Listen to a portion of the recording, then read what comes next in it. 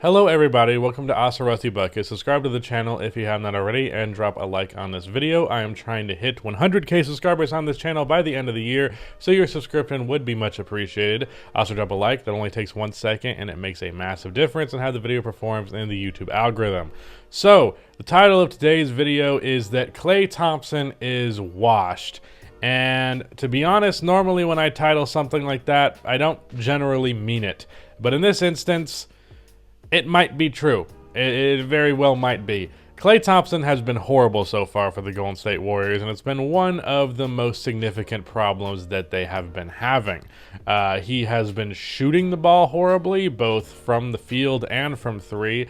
You could argue 33% from three on the volume that he's taken them is not horrible, but either way, bad shots and low percentage. So overall, let's go ahead and take a look at what he has done so far. If we get a look at his game log, the other day versus the Suns, 6 for 17.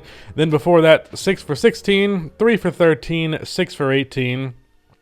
10 for 24, which is not awful.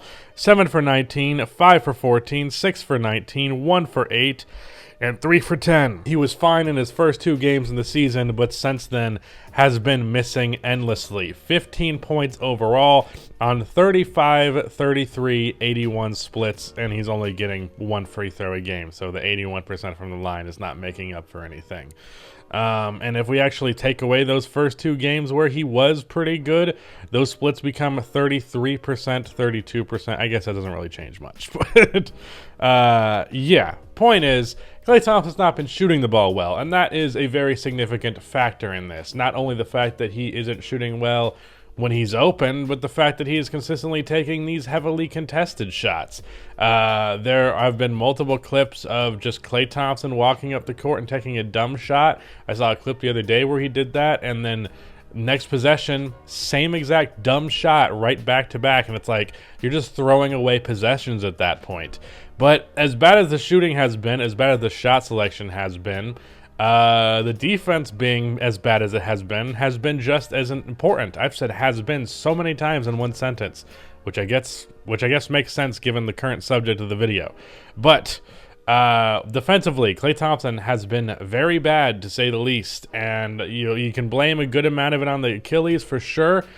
He's definitely not really as nimble as he used to be, and that affects how his offense is as well, because he's clearly not been able to get the kind of separation that he used to be able to, just from moving off ball or whenever he would occasionally do a pull-up shot.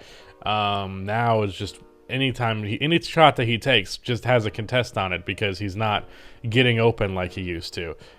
Some of that could be attributed to coaching, but I do think a lot of the Achilles tear has affected him, not to mention being 2 years away from basketball. I think that's a fair assessment to make, but I also don't mean to take away the responsibility that Klay Thompson bears for how he's been performing, because while, yeah, he's been a step slow and that's affected his defense, affected his ability to get open, that's not justified the dumb shots, that's not justified the bad attitude, and frankly, with how much money he is making, it's quite a concerning thing for the Golden State Warriors going forward.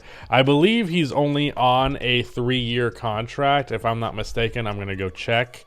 Okay, so he expires after this year, which makes it not as big of a concern.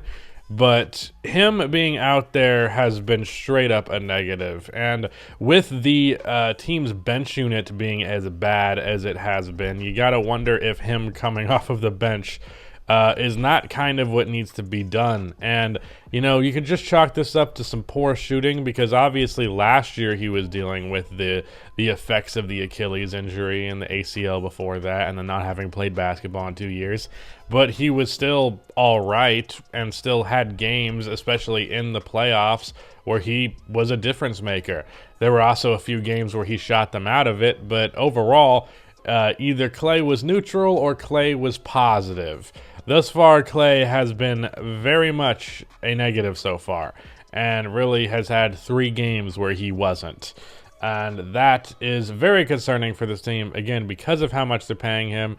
And even though, yeah, I do say it's a 2-year deal, it's this year and next, if they're wasting that much money on him because he's playing so poorly that $43 million a year is a waste on him, which frankly, I think I'd be shocked if he actually performed to that salary at any point again.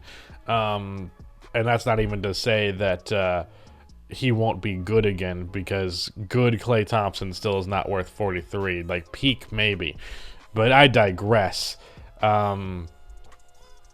Even though it's a short amount of time on those contracts, at the same time, Curry is 34, nearly 35. You know, the window of success here is limited. So if you have this big, immovable contract that's going to this player who's frankly not helping you win, then at what point is that not a huge hindrance to the ability your team has to make moves and to improve? And then there also becomes the legacy question, and I think that's the reason this is an elephant in the room. Klay Thompson is what? Like, definitely a top 5 Warrior. Like, there's Steph, Draymond, Rick Barry. Wilt Chamberlain was a Warrior, but how long, I don't even remember. And I think a lot of it was the Philadelphia Warriors. I think he was a Philadelphia Warrior and Golden State. I'm not even 1,000,000% sure, to be completely honest with you. There was a lot of weird jumbling of teams back then. But anyways, Klay Thompson's definitely a very important player to the Golden State Warriors franchise, obviously. His name is going to be hanging in the rafters at some point. But I feel like that legacy stuff, I feel like that is almost being like, how do I put this? It's like nepotism. Kind of. It's like, you've been there, so we're going to let you be here now, even though you've probably moved past this, or you're not qualified anymore. Or maybe, you know, not never were, but you know what I mean. Like, the comparison being, you're keeping him around because of the familiarity and the legacy, not because he actually deserves to have that place at this point where he is. And by deserves, I don't mean some kind of moral thing like he, you know, should get this stricken away from him, because it is ultimately injuries, and ultimately you feel for the guy.